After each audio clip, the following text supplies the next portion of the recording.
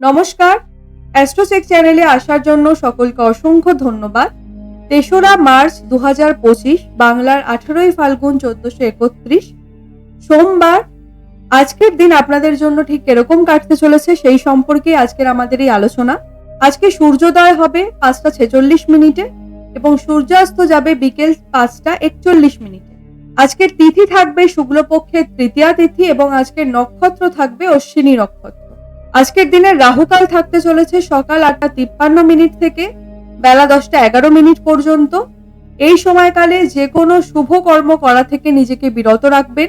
আজকের দিনের শুভ সময় থাকবে বেলা ১১টা ৪২ থেকে দুপুর ৩টে ৪০ পর্যন্ত এবং পুনরায় বিকেল ৪টে ৫৬ থেকে সন্ধ্যে ৬টা ৩৫ পর্যন্ত আজকের শুভ সময়কাল থাকছে।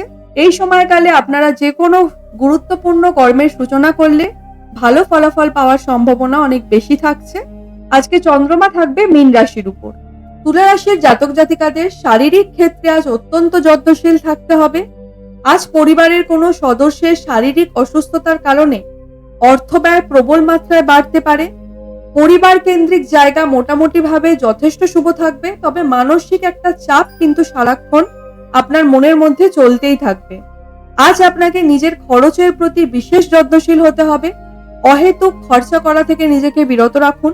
তবে ইনকামের ক্ষেত্রটা কিন্তু আজ যথেষ্ট ভালো থাকছে। শিক্ষার্থী বিদ্যার্থীদের ক্ষেত্রে যথেষ্ট শুভ একটি দিন। আজ পড়াশোনায় মনোযোগ বসাতে পারবেন।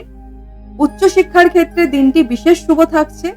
যারা বিদেশে গিয়ে পড়াশোনার জন্য চেষ্টা করছেন, আজকে কিন্তু আপনারা প্রচেষ্টা করলে সেখানে কিন্তু আপনাদের সফলতার হারটা অনেক বেশি মাত্রায় লক্ষ্য করা যাবে। পাওনা অর্থ আদায়ের ক্ষেত্রে দিনটি কিন্তু আপনাদের পক্ষে থাকছে। যদি আপনারা কাউকে কোনো সময় ধার দিয়ে থাকেন, সেই অর্থ ফেরত পাওয়ার জন্য আজকের দিনটি কিন্তু অত্যন্ত শুভ। আজকের দিনে আপনাদের জন্য শুভ রং থাকবে সবুজ এবং গোলাপি এবং শুভ সংখ্যা থাকতে চলেছে আপনাদের জন্য সংখ্যা ৩। আজকের দিনে এই রংগুলি ব্যবহারের মাধ্যমে আপনার দিন কিন্তু যথেষ্ট ভালো যেতে পারে। তাই চেষ্টা করবেন যদি আপনারা এই রঙের ব্যবহার আজ করতে পারেন, সেক্ষেত্রে কিন্তু সফলতাটা বেশি মাত্রায় লক্ষিত হতে পারে।